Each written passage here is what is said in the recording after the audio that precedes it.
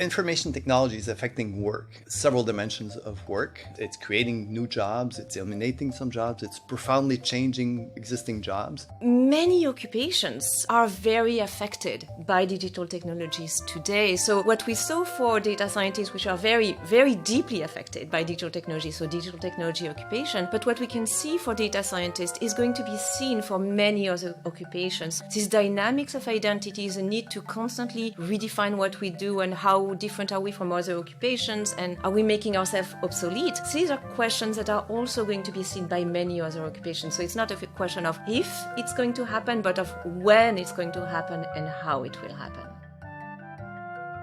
What if just doing your job causes you to lose your job? New technologies have constantly replaced old technologies for hundreds of years, but new digital technologies, namely artificial intelligence and other data-driven tech, are doing more than replacing old tech. They're replacing the people who created those technologies in the first place. Welcome to the Delve podcast, an initiative of Delve, the thought leadership platform of the McGill Desautels Faculty of Management. I'm Robin Fadden, your host for this episode.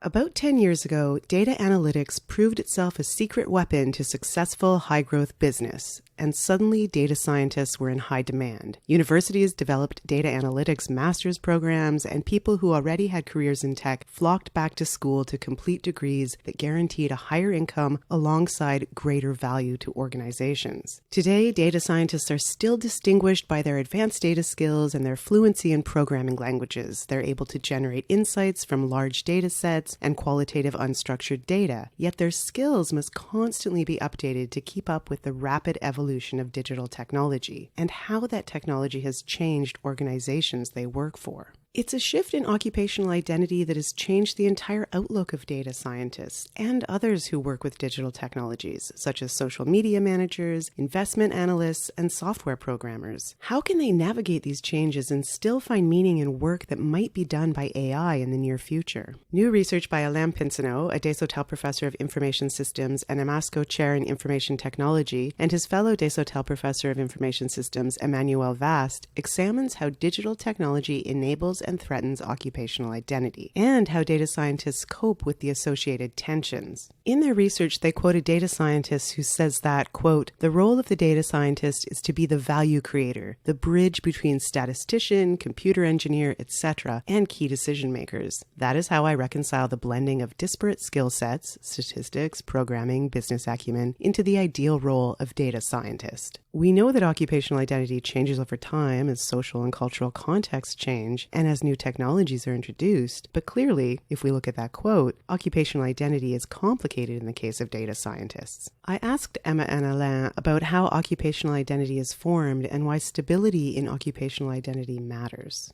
Occupational identity is the idea of how people are able to define themselves with regard to their work. So usually we think about occupational identity as the answers to the question of who are we and what do we do with regards to our work. And it's very important to be able to have an occupational identity that's fairly clear, right? What is a journalist? What is a data scientist? What is a professor? What is an accountant? We know what these occupations are and what they do.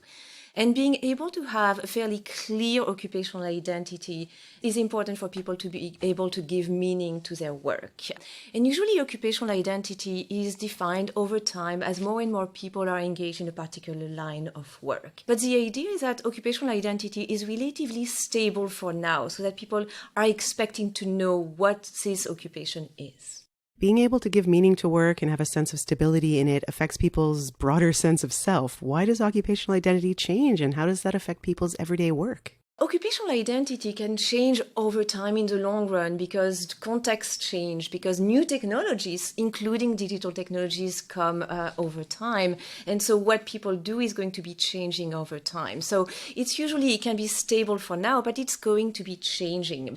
Usually what we think about occupational identity is that this change is going to be relatively slow, and then it's going to stop over time. And what we show in our study is that actually there may not be anymore this idea of stable for now occupational identity. Maybe the constant shift in occupational identity are what is happening now and what will continue to happen in the future. Basically, the now part of stable for now is shrinking dramatically. Yeah, that can't be easy for people to navigate, especially at the rate technology evolves and is affecting occupations. What led you to notice these changes to occupational identity and digital tech occupations in particular? It was more than 10 years ago. Many students talked to me about wanting to be a data scientist. Many people talked to me about data scientists. The Harvard Business Review had a very famous article about data scientists being the sexiest job of the 21st century. And I was really interested in data scientists without really understanding what they were and what they did. So again, occupational identity. So I decided to try to see what these data scientists were doing and who they were. And to do so, I started to follow the posts and the discussions on an online community called Data Science Central. For the occupation, it's an old online community that composed of many data scientists. And what was really surprising was that data scientists themselves didn't seem to really know who they were and what they did. So the questions that I was myself asking as a non-data scientist were questions that many data scientists themselves asked. So this really made both of us very curious about the occupational identity of data scientists. So we decided to dig into this, and we realized that digital technologies were really at the core of many things, of many of the tensions related to occupational identity that data scientists experienced.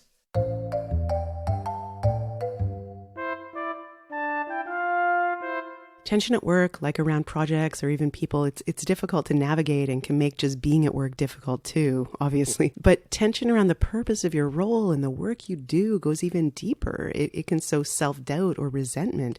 Could you talk more about these tensions and why they're currently specific to occupational identity in digital tech? It rests on fundamental characteristics of digital technology.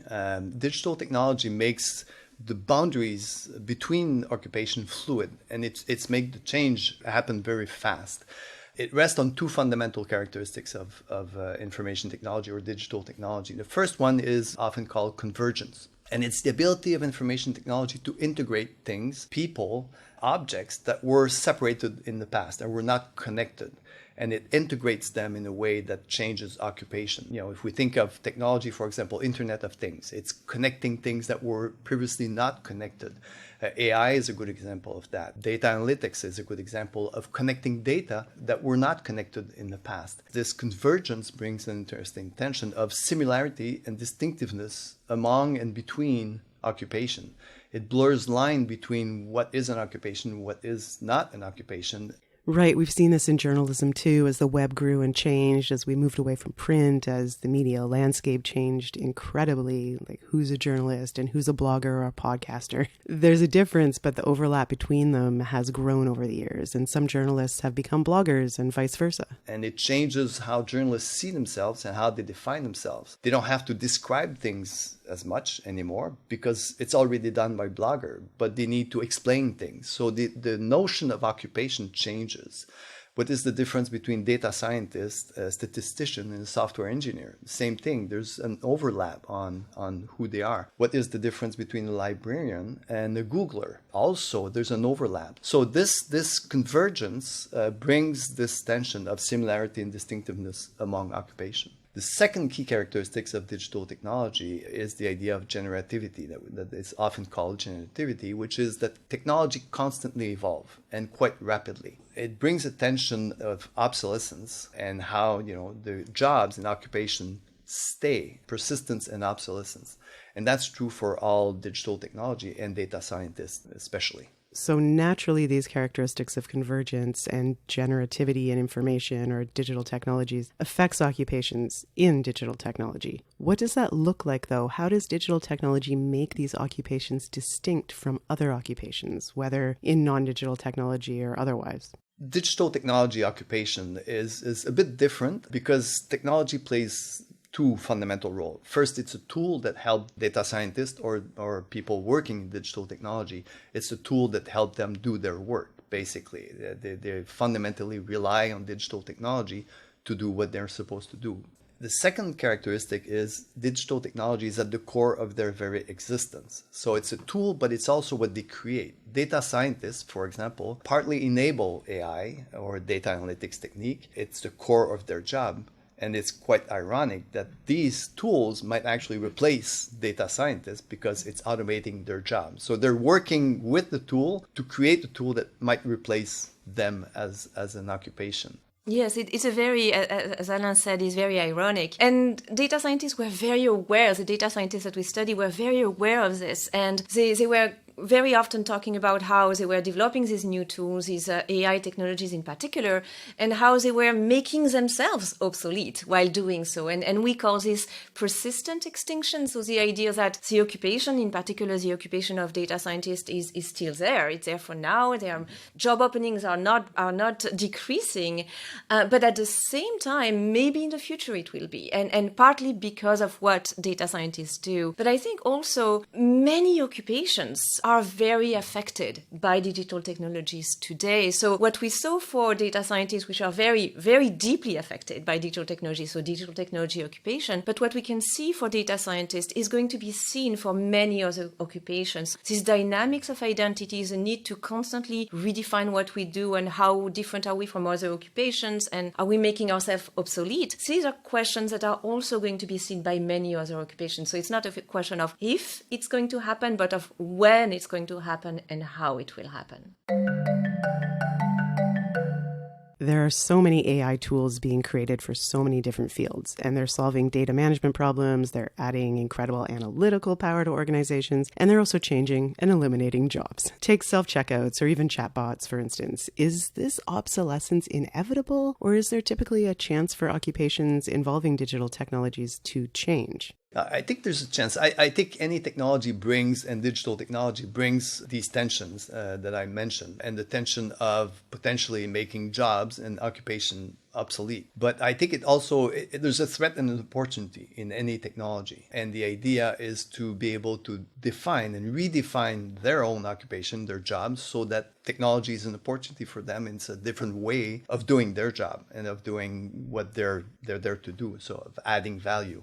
I think it's the fact that it's changing is good in a way. Is it a bug or a feature? We need to think of it as it's a feature rather than a bug. It's an opportunity rather than a threat, but it needs to be actively managed. Looking specifically at data scientists, as you did in your research paper, who did you talk with? Where did you gather your information from, and what methods did you use in your research process? So this is a qualitative study, and what we did was we both did some interviews of data scientists, but mostly we collected some data from Data Science Central itself. So the interviews were interviews of data scientists, among which were members of the online community of Data Science Central. So these interviews were useful to get a sense of who data scientists were and how they talked, what they considered to be important, and also to check that what we thought we observed in the online community were things that data scientists actually also experienced. We wanted to make sure that this was also observed by them and experienced by them. But mostly the bulk of the data were the first 6 years of entries from Data Science Central. So all of the blog posts, all of the discussions that took place for 6 years in Data Science Central. And this was a really nice data set because it enabled us to observe change over time. So the evolution in the occupation, the evolution in the technologies that it used, and in the ways in which the online community members actually defined themselves. And from this 6-year data set, we were able to identify what we called episodes, in which the identity work, so the ways in which the data scientists struggled with defining themselves, were particularly relevant. In looking at all that data and all those people's experiences, what did you find out, and how can these findings be applied, perhaps? One of the key findings in this idea is that digital technologies make it that occupational identity cannot be considered stable for now anymore. So it's going to be changing over time. We have this push and pull with digital technology where they can be both an enabler of the occupation and its identity, but also a threat to the occupation and its identity. And it's really important to try and understand how this push and pull is actually happening and how people, the members of this occupation, are able to solve the tensions associated with the occupational identity. And this has important implication for research, for any scholar who study technology and digital technology, because these tensions that we observed and the way data scientists manage these tensions, the tensions are present in almost any digital technology, implementation of any technology. If we think about normal or regular technology being implemented in the workplace, it always constitutes both a threat and an opportunity. And there's a tension there of what the technology does, what the human does, and how to cope with that. If we think about AI, for example, AI is implemented in numerous contexts now, and it challenges one fundamental principle of management, which is if you're responsible for something, you ought to be in control of that thing. And what AI does fundamentally is it dissociates that. It takes over the control of some part of the job and some part of what is done. But in the end, the human is always responsible for the decision and for what happened. So it dissociates that. It creates a huge tension between what you control, what you don't control, while being responsible for the whole job and the decision that's made. So there's a tension there. So what we found in terms of how data scientists deal with these tensions can be used and provide some insights into these other domains as well. As far as technology goes, there's also a tension between the technology leading the occupation and the occupation leading the technology. And we see that in AI especially. How do people navigate when it might seem like the technology is taking over from them? The first thing I think it's understanding technology, understanding what the technology does, what it doesn't do, and what it does well. Looking at the job from a holistic point of view, our own occupation, our own work from a holistic point of view, and understanding how technology fits in that. And allowing technology to do what it does best, creating some slack and allowing the individual to focus on something else that adds value. The other thing is stay nimble and always on the watch for things that are changing. What we said is stable for now. The now part shrinks dramatically and it's constantly evolving. So you constantly have to rethink how new technology will come and how that will redefine your job and how you need to redefine your job. That's what we draw in terms of practical implication here. In your research, did you find that people who expressed that their jobs had less meaning or value felt that this made their jobs more difficult? I think it varies from that research, from other research also that I've done on the impact of IT on work. When people understand the technology well and when they're proactive in taking advantage of that technology, it's actually sometimes make their job more easy and more useful and more challenging, but also potential of adding more value. And when you feel it's a threat and you're reactive and you're passive and you're resisting, then it obviously makes your job challenging, quite challenging.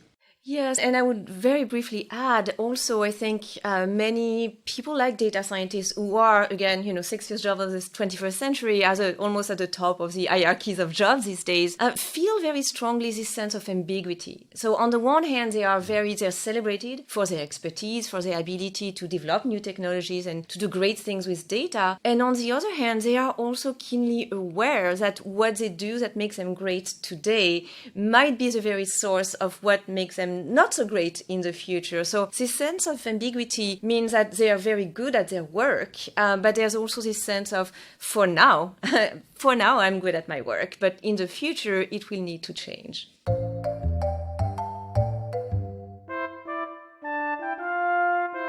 What can be learned through your research about the investigation of occupational identity itself as both a concept and as something more personal to individuals? Occupational identity is one of the main ways to have meaning associated to the work. So if this occupational identity is under threat, or if it's not distinguished enough from other occupations, it's really difficult for people to be able to bring meaningful value to their work. So being able to engage in identity work and redefine, and as Alain said, be nimble with regard to who we are and what we do is very important. And in this regard, I think one of the points that this study is making is that online communities can be a very good locus for discussions around occupational identity. So usually when we think about online communities, we think about these online forums where people can talk about their work and can find new ways of doing things and be better, have best practices. But what we found was that it's not not just that. Of course, best practices are important and useful, but it can also be, online communities can also be a way for people and a place for people to actually exchange about their work when they lack such places to do so in other ways. And that's so important. Research clearly show that people having a meaning in their work and value in what they do is fundamental to motivation, to performing, to enjoying the work. So that's fundamental. So even if AI changes the work landscape and work doesn't look like it used to, people will continue to contend with these fundamental issues. People will still look for meaning or value in what they do. So it's still important to people to contribute something meaningful to the organization they're working for, or even more broadly, it's important to contribute something meaningful to the society we all live in. It really is. And there's also the other way around, which is society provide a particular mirror to them and to their identity, right? So members of occupations internalize this, and in a way, this becomes part of their identity struggles and shifts of identity. As digital technologies continue their rapid evolution, predictions can be made about how they'll affect the future of work, but listening to the people who spend time in and around these occupations today reveals many tangible effects of digital tech's evolution. Since organizations rely on both data and workers, they might want to listen too. Our guests today on the Delve podcast were Desautels professors Emmanuelle Vaast and Alain Pinsonneault, discussing their research on occupational identity among data scientists and others who work in new digital technologies. You can find out more about the research and more about Delve on delve.mcgill.ca. Thank you for listening to the Delve podcast, produced by Delve, the thought leadership platform of the Desautels Faculty of Management at McGill University. You can follow Delve McGill on Facebook, LinkedIn, Twitter, and Instagram, and you can subscribe to the Delve McGill podcast on your favorite podcasting app. And subscribe to Delve's email list by going to delve.mcgill.ca.